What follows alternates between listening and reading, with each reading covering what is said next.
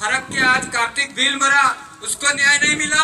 पूजा भील की मौत हो गई, उसको भी न्याय नहीं मिला। यानी आदिवासी की आवाज को कोई सुनने वाला नहीं है। आदिवासी की आवाज को हर समय दबा दिया जाता। आज आप देखोगे मणिपुर में क्या हाल हो रहे, मणिपुर के हाल क्यों हो रहे, मणिपुर की क्या लड़ाई है? मणिपुर की एक ही लड़ाई है, जमीन की लड़ाई है, और कोई दूसरी लड़ाई नहीं है। लेकिन किस तरीके से मणिपुर में 3 महीने तक हमारी बहन बेटियों की इज्जत लुटती है, इसके बाद भी प्रशासन या कोई भी हो हमारे सामने एक रिपोर्ट तक नहीं आती है। हमारी बहन बेटियों को नंगी दौड़ाई जाती है और बलात्कार होते हैं और कितनों की लाशें बिछा दी जाती है। लेकिन हमारे देश का प्रधानमंत्री एक शब्द तक नहीं बोलता और आदिवासी को राष्ट्रपति बढ़ा दिया ये बोलते हैं। लेकिन आज तक आदिवासी के साथ क्या हो रहा है किसी को नहीं पता। हम लड़ते हैं, हम बोलते हैं, बोले तो 25 मुकदमे करके जेल में डाल देते हैं। हमको 25 मुकदमे कर दिए और हमारे कई ऐसे युवा साथी यहाँ बैठे हुए हैं जिन पे फर्जी मुकदमे हुए और उनको फंसाया गया। अगर सरकार ये मुकदमे भी नहीं लेती है, काकरी डुगरी वाले इसके लिए भी बड़ा मेला लगाने के लिए तैयार है, क्योंकि हर समय आदिवासी की आवाज को पुलिस प्रशासन कहेगा भड़काऊ भाषण दे रहा था। अरे भड़काऊ नहीं, जो मेरे साथ बीत रही है और जो मेरी जनता के साथ बीत रही है तो उसको मैं सड़कों पर भी बोलूंगा, जहां भी बोलना पड़े वहां बोलने के लिए तैयार हो। पर खाकी वाले आप भी सुन लो, आपकी लड़ाई भी आपकी लड़ाई भी मैं ही लड़ूंगा, आपके बेटों की लड़ाई भी हम ही लड़ेंगे, दूसरा कोई लड़ने वाला नहीं है आपके लिए। क्योंकि हमने देखा यहाँ से मेवाड़ भीलखोर को हटा के दूसरी जगह भेजा गया तो कोई तुम्हारा नेता लड़ने नहीं आया और मैं तो भागा हुआ था। इसके बाद भी ये मेरी जो टीम बैठी हुई है इसने कहा तेरे को परवीन लड़ना पड़ेगा और हाई कोर्ट में केस जीते हम। लेकिन इसलिए खाकी वाले भी मेरे भाई हैं और मेरे पिताजी भी खाकी वर्दी में थे, अभी रिटायरमेंट हुए हैं। मैंने भी खाकी का खाया है, इसलिए मैं खाकी वालों के लिए भी बोलना चाहता हूँ। तुम्हारी भी एक मांग मैं कर रहा हूँ। आज 9 अगस्त विश्व आदिवासी दिवस के दिन पुलिस प्रशासन को भी साप्ताहिक अवकाश मिलना चाहिए। मिलना चाहिए कि मिलना चाहिए? मिलना चाहिए। लेकिन इन्होंने दूसरों की बजाई वो इनको कभी नहीं पूछने वाले। लेकिन हमको भगाते हो तो भी पक्ष करेंगे आपका, क्योंकि हमारे भाई भी ज्यादा से ज्यादा हमको पुलिस में भर्ती कर दें। इसलिए साथियों, मेरे अभी वो बजा रहे थे, बता रहे थे भाई विमल गुटके में अपना शरीर नहीं खोना है, तो इसलिए अपना शरीर मजबूत रखना। मेरा भाई टेंशन दे दे के ऐसा हाल कर दिया है, मेरा बन नहीं सकता। इसलिए यूं मत कहना खुद का बढ़ा लेना यूं, क्योंकि मेरे तो है ही ऐसा शरीर, स्टील की बॉडी, इसलिए मेरे टेंशन नहीं है। और साथियों, मैं और बता देना चाहता हूँ, आज हम देख रहे हैं हमारे भाई जो पढ़ रहे हैं, कहते हैं लोग छोरे पढ़ते नहीं है, बीएड करवा दी मेरी माता बहनों ने, इनके जमीन बिक गई बीएड करवाते कराते। एग्जाम सेंटर इतने दूर है कि भाई पैर के पाइजेब तक बिक गए। कौन बोलने वाला? सरकार की कोई पड़ी नहीं है, क्योंकि हमारे विधायक जी के बेटे ये पढ़े बीएड वाले ऐसे है नहीं, उनको पता है नहीं, वो बोलेंगे नहीं। ये कहना नहीं चाहिए, लेकिन एक शर्म की बात है जब युवाओं के साथ बीतती है, जब पेपर लीक होते हैं, हमारे थोड़े इतनी तैयारी करके और जाते हैं और आते हैं घर पे हमारा हो जाएगा, और जब दूसरे दिन अखबार में देखते हैं पेपर लीक हो गया। अगर ऐसे पेपर लीक होता है, ऐसे लोग, ऐसी सरकारें जो है कहती है कि भाई यहाँ वाली सरकार कहती है कि यहाँ कांग्रेस और बीजेपी वाला कहते हैं कांग्रेस की सरकार यहाँ हो रहा है, गुजरात में बीजेपी की सरकार है, यानी सभी जो चोर हैं वो मिल के पेपर लीक कर रहे हैं। इसलिए सावधान हो जाइए। अभी मेरे मार साहब कह रहे थे कि हमको राजनीतिक रूप से मजबूत होना चाहिए। मैं गुरुजी आपको बता देना चाहूँ, अभी कार्यक्रम की तैयारियां चल रही थी जोरों पे, और मैं फोटो में दिखा तो लोगों ने कहा कि भाई ये तो पीटीपी का प्रोग्राम है, ये तो प्रवीण का प्रोग्राम है। अरे भाइयों, किसी नेता को कांग्रेस बीजेपी कितने भी नेता है, अगर समाज की खुजली, तुमको अगर समाज की चिंता हो तो आइए मंच पे। हम आज भी बुलाते हैं आपको, आके हमारे समाज की बात कीजिए, आके समाज की बात कीजिए। हम तैयार हैं।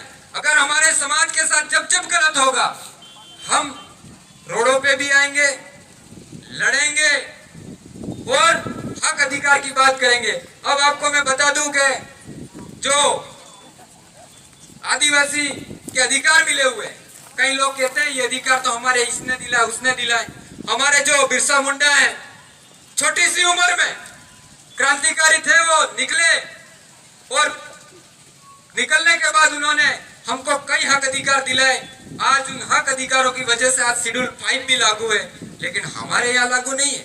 हम तो पैसा कानून की ग्राम सभा बनाते हैं, मुखियों को थाने में बेचते हैं, कहीं बेचते हैं। क्या कहते हैं पुलिस वाले, क्या कहते हैं, तुम्हारी इस ग्राम सभा को हम नहीं मानते। क्यों कहते हैं? क्योंकि हमारा यहाँ का विधायक या कोई भी हो, MP हो, दोनों पैरालाइज है। क्योंकि वो कह नहीं सकते हैं क्या ग्राम सभा का जो पावर है, ग्राम सभा का जो पावर है वो आर्टिकल 244 13(3) का में दिया गया है। लेकिन हमारे यहाँ जितने भी अधिकारी लगाए हैं या जो कुछ भी लगाए हैं, सब बाहर के लगाए। उनको नॉलेज ही नहीं है शेड्यूल 5 क्या होती है। डिप्टी को नहीं पता, SDM को नहीं पता, यहाँ का अगर गैर आदिवासी कलेक्टर आता है उसको भी नहीं पता। तो फिर बताओ हमारा भला हो सकता है क्या? हमारा भला नहीं हो सकता। इसलिए हम अदर स्टेट की मांग करते हैं। और हमारा संविधान आज खतरे में। अगर आप संविधान को नहीं बचा पाए, 2024 में ये मनुवादी ताकतें आपके संविधान को भी खत्म कर देगी। इसलिए सबको तन मन धन से एक होकर हमारे समाज के लिए एक हो जाना है और बच्चों को ज्यादा से ज्यादा पढ़ाना है और बच्चे शिक्षित हो। और जो साथी नशा भी करते हैं उनसे भी मेरा निवेदन है, थोड़ा कम कर देना, दारू वारू नहीं पीने की। और दूसरा, माँ बाप का कहना मानना है। नहीं तो ये गाड़ियां लेके अभी लोग कह रहे थे कि भाई जा रहे हैं वार करते हुए, तो ये गाड़ियां भी अपन को सही चलानी है, घर पे व्यवस्थित जाना है, वक्ता कई है। इसलिए मैं अपना उद्बोधन यही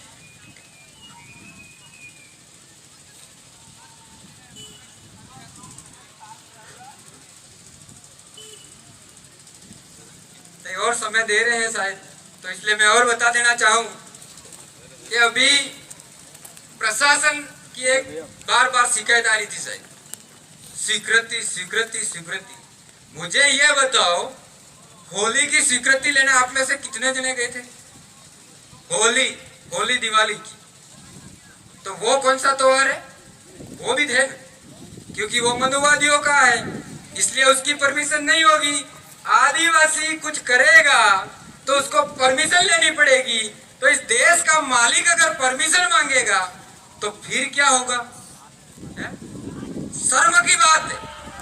प्रशासन को ये समझना चाहिए कि मालिक परमिशन नहीं लेता।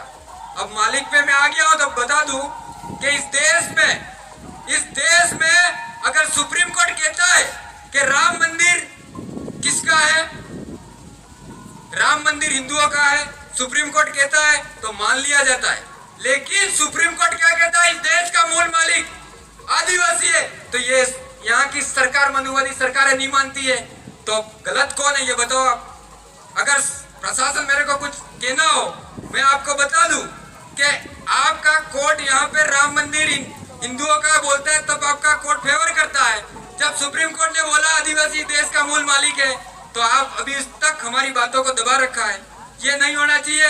आज स्वीकृति के लिए अगली बार जो हमारा प्रोग्राम होगा, 4 महीने बाकी है, ज्यादा नहीं है, हमारा ठीक रहा तो परमिशन की जो बातें है, यहाँ का राजा ही, मैंने पहले ही बोला था आपको, यहाँ का राजा ही साला पैरालाइज हो तो प्रजा को तो फिर कहीं भी जाना तो पूछना तो पड़ेगा। इसलिए राजा को मजबूत चुनने के लिए तैयार हो जाओ, बाकी यूं ही लाठियां हो। मैं चुनाव प्रचार की बात नहीं कर रहा हूं। अगर कोई मजबूत आदमी हो, मैं दुबला पतला हूं, लेकिन भीड़ तो जाऊंगा, पर दुबला पतला जो मजबूत हो, आम राय करो। क्योंकि ये बात पार साहब ने अभी कही थी, इसलिए मैं कह रहा हूं। और कई बातें मैं इतने दिनों से देख रहा हूं, भाई कह रहे हैं इसको नेता बनना है, इसको नेता बनना है। अरे भाई मैं नेता के चक्कर में नहीं हूँ भाई, इतने मैंने भी नौकरी ठुकरा दी। अगर हिम्मत हो किसी को अपनी भी नौकरियां छोड़ के आ जाओ मैदान में, समाज सेवा करनी हो।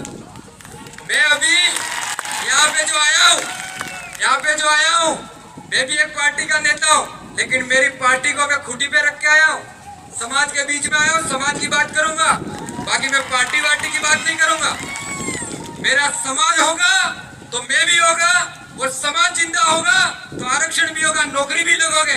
आज नौकरी लग गए और कहते हैं भाई चंदा लेने हमारे छोड़े जाते हैं, कहते हैं यार हमारे पास तो बहुत चंदे वाले आते हैं। अरे भाई इसी सर्टिफिकेट से नौकरी लगे हो, अगर तुम समाज के लिए नहीं दे सकते हो क्या दे सकते हो। इसलिए मैं कभी कभी ये भी मूड हो जाता, साला ऐसा होना चाहिए जो नौकरी है और उनके ऐसा लग रहा है दूसरी संस्कृति में चलेगा, आरक्षण खत्म हो जाना चाहिए। कोई बात नहीं, अभी डिलिस्टिंग कर रहे हैं। डिलिस्टिंग क्या बीमारी है पता है क्या? आज डिलिस्टिंग के कई लोग बताते हैं, डिलिस्टिंग यही है कि हमारे आदिवासियों को